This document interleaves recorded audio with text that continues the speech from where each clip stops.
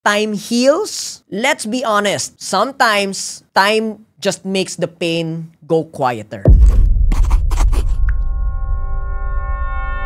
Eto real talk, time will not heal you. Yung sinasabi nilang time heals, hindi yan totoo. Yung lola mo nga 84 na. Yung nakaaway niya nung 7 years old siya, hanggang ngayon hindi niya pa rin pinapatawad. Yung nang busted nga sa kanya nung 17 siya, hanggang ngayon kaaway niya pa rin. Tapos sasabihin mo, time heals? Let's be honest, sometimes time just makes the pain go quieter.